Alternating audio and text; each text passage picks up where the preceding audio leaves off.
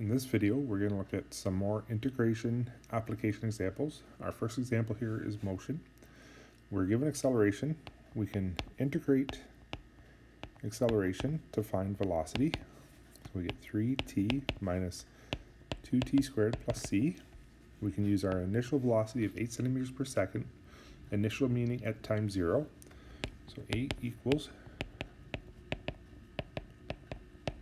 which gives us a c value of 8, which means the velocity is, and then we can take that and integrate it. Displacement is the integral of velocity, so in this case we get 3t squared over 2 minus 2t cubed over 3 plus 8t plus c. Now we can use this initial placement at 30 centimeters. Again, initial means time 0.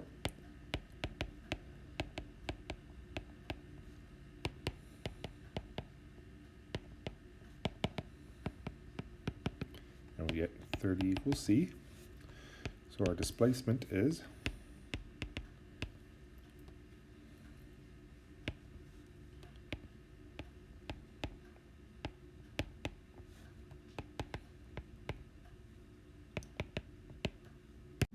now that we have an equation for displacement, we can plug in the 1.2 seconds.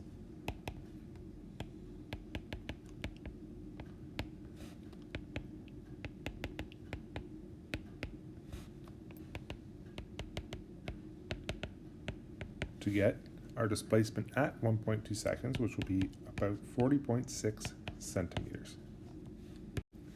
In this example, we're working with motion again, but now it is parametric motion. We have motion in both the x direction and the y direction. We can find our displacement in each direction, whether you use sx or just x, which will be the integral velocity. So we get 4t plus c. Same with either sy or just y, equals 5t minus t squared over 2 plus c. We can use this initial position to find our c's. So we know it is 2.4 when t is 0. So c equals 2.4, which gives us x equals 4t plus 2.4. Same idea over here, 1.7 when time is 0. So we get 1.7 for c, and y equals 5t minus t squared over 2 plus 1.7. Now we want to figure out the position at 3 seconds. So we find x at 3,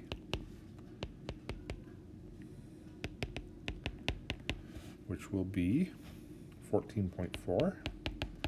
We find y at 3,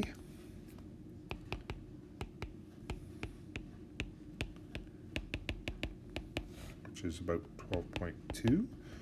Put those together, and our position is 14.4 centimeters, 12.2 centimeters. Now let's do an electrical example. Here we have a 16 farad capacitor with current I equals 2.4 root T. We have initial voltage of 4.8 volts, and voltage at 1.5 seconds is what we want for an answer.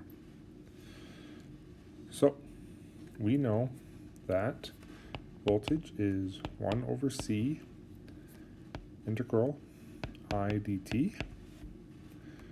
So voltage equals 1 over 16 integral of 2.4 t to the 1/2 dt. So 1 over 16, 2.4 t to the 3/2 over 3/2 plus c. We can simplify that. It ends up being 0.1 root t cubed plus c. We can use this 4.8v to find c.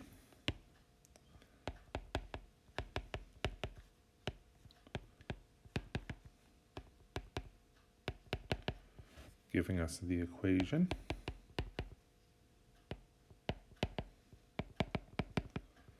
Plug in our 1.5.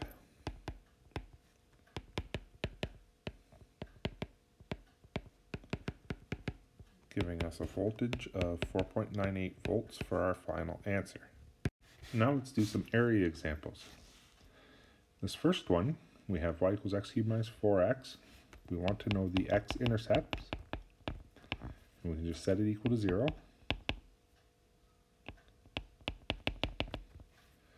We'll end up with 3 answers.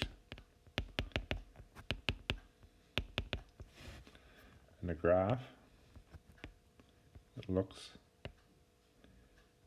something like this, where it crosses at -2, 2, and 0. You can use a function like Desmos, or an app on your phone, or just the website to confirm this if you want. From here, we want to find those 2 areas. We're going to have to do this in 2 pieces. We're going to have to do the first piece from -2 to 0, x cubed minus 4x dx. And then we're going to have to do the second piece, 0 to 2 of x cubed minus 4x dx. But the second piece here is below the x-axis, so it's going to give a negative area. So we need to add absolute value bars. So our area ends up being 4 plus the absolute value of -4, which ends up being 8. If you do not use the absolute value bars, or try and integrate from -2 to 2, you will end up with an answer of 0. These absolute value bars are important. This time, let's integrate a sideways parabola.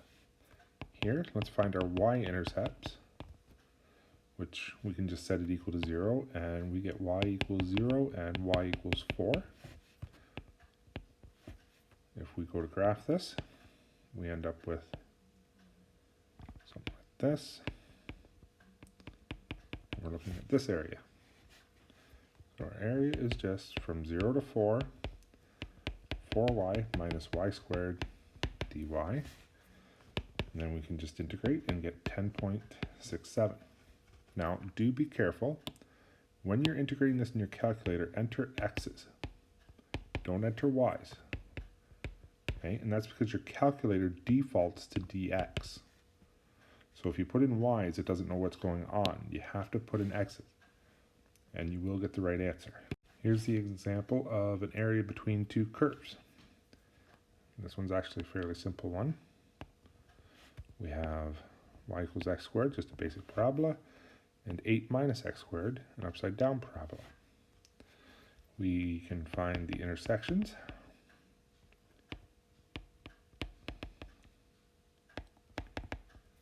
Or at least the x values of them. We set them equal to one another. Rearrange to equal 0, whether you use your calculator, or if you can solve it the other way, you get x1, x2 equals 2. So we're -2 and 2. So our area is just from -2 to 2 of the top curve being the upside down parabola, minus the bottom curve. You could simplify or just go straight to using your calculator, get an answer of 21.33. Now here's a little bit more complicated area one. Here we have a cubic function and a quadratic. We can set them equal to each other.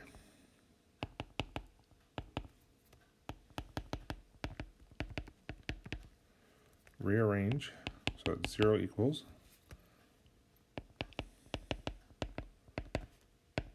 I moved everything to the right and put 0 on the left. It's just a little bit easier, keeps the x cubed positive. Put in your calculator and you will get the following answers.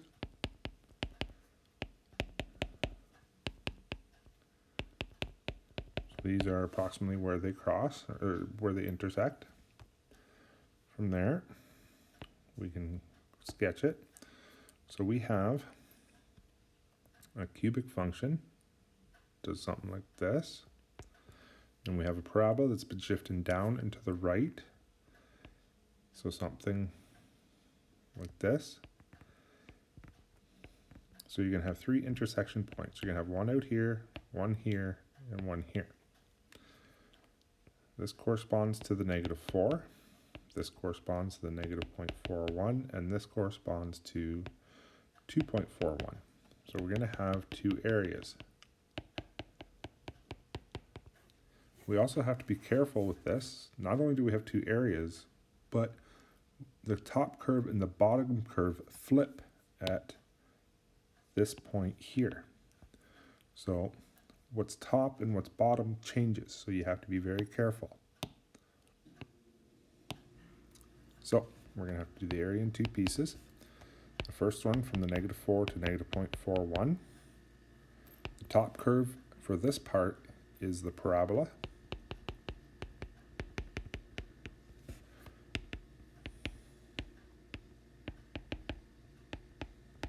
And then we have to do the second part, -0.41 to 2.41, which is the area on the right. But this time, the cubic function is your top curve.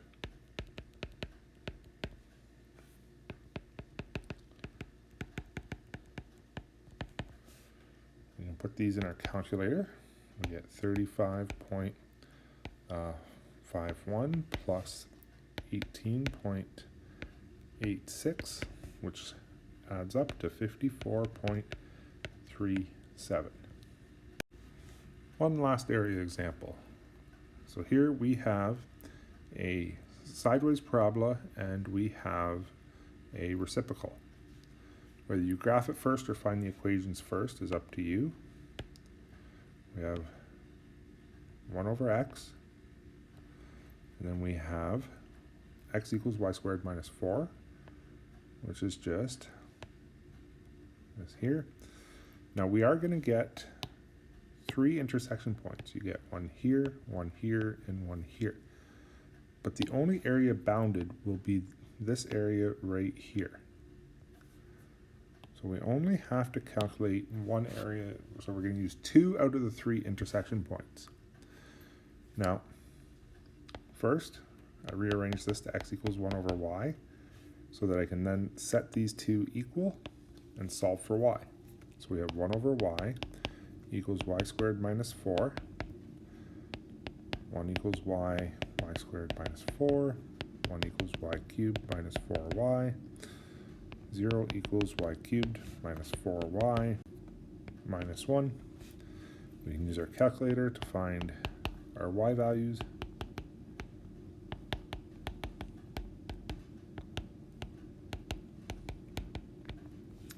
Be careful, now you're using the cubic function, but there is no b value. So you have a equals 1, b equals 0, c equals -4, and d equals -1. Now we can set up our integral. The area will be from -1.86 to -0.25. This is the -1.86, this is the -0.25. You'll notice we don't use the 2.11 because it's way up here. Our top curve is the one, is the reciprocal. So 1 over y minus the quadratic dy. Now, sometimes it helps when you're doing these to rotate your head or turn your head 90 degrees. This is the top of the graph when you're looking with respect to y. So this part here is above the parabola. So that's why our reciprocal is the top curve. From there, put in your calculator, and you'll get an area of 2.29.